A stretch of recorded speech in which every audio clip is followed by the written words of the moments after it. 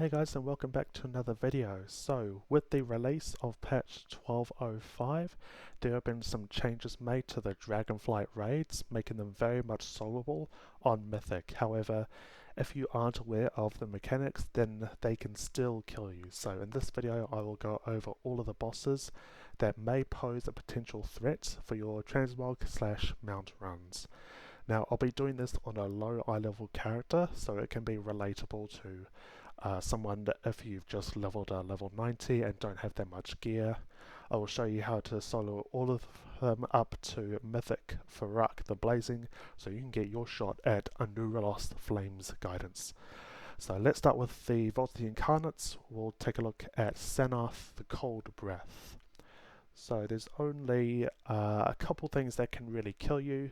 Is the Web Blast, which will keep hitting you at increasing increments, and I think it's the Gossamer Burst, which will pull you in with high intensity. If you have high enough gear, then you are very possible to get Sennarth to 5% before this even casts, but if you don't, then there's two ways you can counter this. One is by making sure that you're at the very back of the room, and if you run against it, you will not fall off. The other way is to stand in the web patches you spawn right before the grip even happens. You do want to be careful, because if you stand in the webs for too long, you'll get stunned for 20 seconds, which isn't ideal. And then when Sennarth reaches 5% health, she flies to the top of the room, and you just need to ascend the ramps to interrupt her. These tornadoes don't knock you back or anything, so you don't need to worry there. Let's move on to the boss who would usually end your run, Broodkeeper Diurna. So they changed this boss so that when the ads get close enough to the boss, they only gain a 25% damage reduction instead of it constantly stacking, which was the biggest solo problem. You can make it easier for yourself by positioning the boss next to eggs, so you can use the Great Staff to destroy them. I will say that the one ad you may want to watch out for is the Tarasek Earth Reaver, since they can occasionally stun you, and if you don't kill the ads, then you can be chain stunned, which isn't great really. Once you destroy enough eggs and kill enough ads, the boss can be killed. So Razsageth is up next. So right off the bat, just before we pull, you'll notice I'm trying to position her so she is standing right on the edge of the platform. This is because on Mythic you don't have any of the lightning pulls to prevent the pushback, so if you give yourself as much room as possible, you will not get pushed off, even if you're not using any movement speed increases. However, I have had pulls where she would push me off without using move speed increases, so that may be a bug or lag, I'm not sure. If you can get her to 65% health, there's very little that can kill you at that point.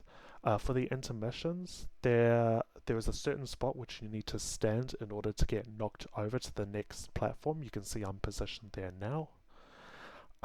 We will skip phase 2. Like, the only thing you need to watch out for in phase 2 is the Tempest Wing, which does a huge pushback, but again, you can counter this by being as close to the boss as possible. When Razsageth hits 25%, the next intermission will begin. Nothing special here, just kill the ads, and then I'll show you where you need to be positioned so you can get knocked back up to the phase 1 platform. So that's where I'm standing right there. If you do that correctly, then just kill the boss. She does literally nothing after that. Okay, so moving over to Aberrus, the Shadowed Crucible, let's look at the Forgotten Experiments. So this is going to be your first real damage check. Obviously, the better gear you have, the easier this will be. I just barely managed to kill this boss with 207 eye level with no tier pieces. The thing that is going to kill you is the stacking melee debuff the boss applies when they melee hit you. So the trick is to simply burn the hell out of each boss one at a time. The only other thing is that when the third boss comes out, I don't know his name, you want to stand in between him and the orbs that he spawns, because if they reach him, then they give him a shield, and that's not really ideal if this is a DPS race. I won't touch on Razsageth, he's pretty much survivability check. Skarn is a DPS check, you just want to kill him before you run out of room. Magmorax is where I hit the first wall for my 207 Fire Mage. I just could not kill him. The trick is that you got to kill him before the Incinerating Moors hits the 4 to 5 stack mark, while at the same time trying to keep him out of the magma puddles, since that will trigger his sort of pseudo enrage where he will increase your fire damage taken by a shit ton. So you'll want to move him very carefully, starting with the very edge of the room, and just move him around. He'll do a massive knockback, so you want to position yourself so you get knocked to the other side of the room where there's no fire, and then just go the opposite direction you have been going. You do that and the boss will die. I just barely managed to solo the Magmorax at 230 item level on my hunter with 2 tier pieces, so that's probably what you'll need. Moving over to Echo of Neltharion, this isn't a DPS or survival check at all, but I'll show you how the fight goes. Basically the whole idea is that the boss will knock you back into different sections of the room, and you need to use that knockback to get to the ads so you can kill them, which will remove his shield at 35%. And then once you kill all 3 ads, you can just finish off the boss. It may take some time, but you can get there very easy. You just want to be very careful with the positioning of the knockbacks, because all you're doing is just wasting time really. Moving over to Sarkareth. Sarkareth is a bit annoying. So in phase 1 you have to wait until you get hit by both the Mass Disintegrate and the Searing Breath. This will get rid of your 2 stacks of Oppressing Howl, which will prevent you getting stunned for 20 seconds going into phase 2. For the entire fight, you'll want to basically be eyeballing the floor because of these small little void circles. Basically, if you stand on them, you die. No ifs, ands, or buts, which is why this boss was so difficult to pug back in the War Within. And then in phase 3, the boss will do a pull-in and then follow it immediately with a push back. Otherwise, there's not much else that can kill you, and this boss is not a DPS or survival check either, so this can be done at low eye level if it hadn't been for Magmorax. So let's go over to Megasoul. The first one we'll look at is the Council of Dreams, which is single-handedly the most annoying one to kill.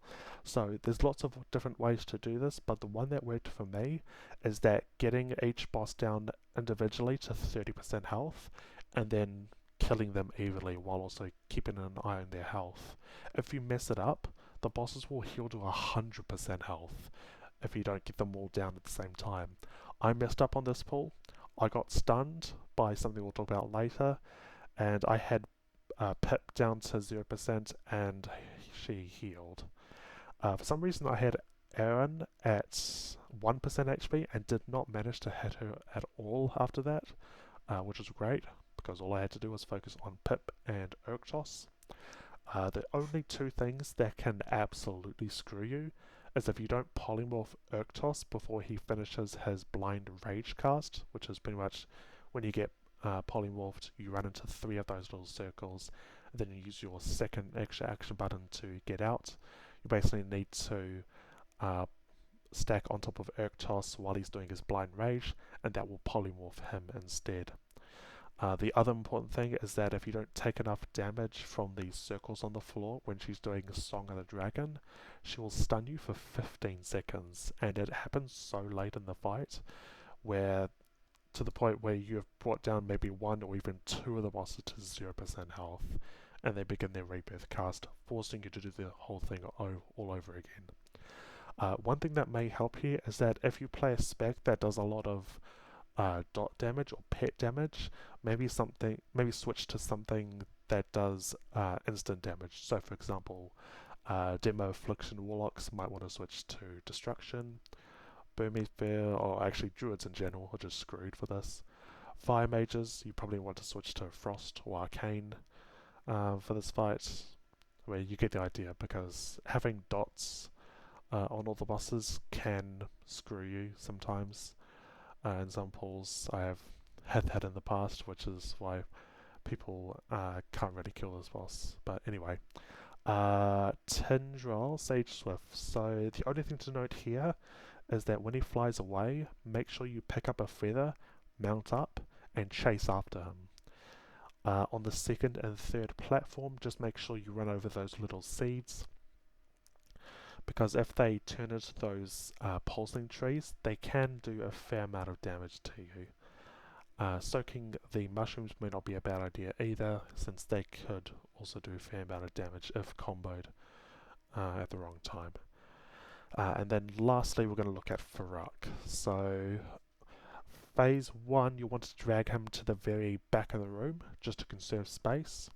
And then once the intermission starts and Fyrakk lands, make sure you're as close to him as possible, because after you break the DPS shield, he will do a massive pushback, which can sometimes push you straight off the platform. So make sure to have something for that just in case.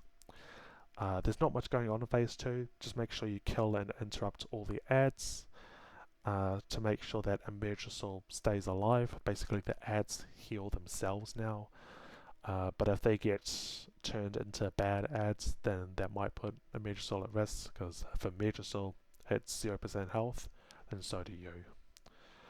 But yeah, other than that, that's it. Just kill the boss until either you fall over or he does. So that's going to be it for today's video. Hopefully this helps some of you who are looking to solo the Dragonflight raids on Mythic. And yeah, thank you guys for watching, and I'll see you guys next time. Bye bye.